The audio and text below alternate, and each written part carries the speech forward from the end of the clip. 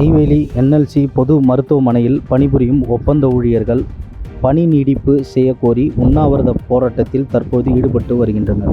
கடலூர் மாவட்டம் Neyveli NLC India நிறுவனத்தில் கீழ் உள்ள என்எல்சி பொது மருத்துவமனையில் கடந்த 2016ஆம் ஆண்டு முதல் ஒப்பந்த அடிப்படையில் பணிபுரிந்து வந்த உதவி செவிலியர், மகப்பேறு உதவியாளர், ஆய்வக தொழில்நுட்ப வல்லுநர், எக்ஸ்ரே தொழில்நுட்ப வல்லுநர் மற்றும் இயன்முறை மருத்துவர் என 30க்கும் மேற்பட்டோர் பணிபுரிந்து வந்தனர்.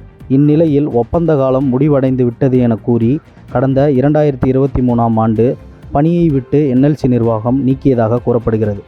இதனால் பாதிக்கப்பட்ட மருத்துவ ஊழியர்கள் பல்வேறு கட்ட போராட்டங்களை நடத்திய நிலையில் என்எல்சி நிர்வாகத்துடன் நடைபெற்ற பேச்சுவார்த்தையில் மீண்டும் 1 மாத கால பணி நீடிப்பு வழங்கப்பட்டது. இந்நிலையில் வழங்கிய காலமும் இன்னும் 2 தினங்களே முடிவடைவதால் என்எல்சி நிர்வாகம் தரப்பில் மீண்டும் பணிக்கு வர வேண்டாம் என அறிவுறுத்தப்பட்டதாக கூறப்படுகிறது. இதனால் அதிர்ச்சி அடைந்த ஒப்பந்த ஊழியர்கள் என்எல்சி மருத்துவமனை முன்பு நுழைவாயிலில் போராட்டத்தில் ஈடுபட்டு வருகின்றனர். மேலும் அவர்கள் தெரிவிக்கையில், கொடிய நோயான கொரோனா நோய் தொற்று காலத்தில் எங்கள் உயிரை பணயம் வைத்து பணி மேற்கொண்டுள்ளோம். ஆனால் ஒப்பந்தம் முடிந்ததாக கூறி திடீரென எங்களை வேலையை விட்டு நிறுத்திவிட்டு புதிய ஆட்களை பணியமர்த்துவதில் என்எல்சி நிர்வாகம் முழுவீச்சில் ஈடுபட்டு வருகின்றது.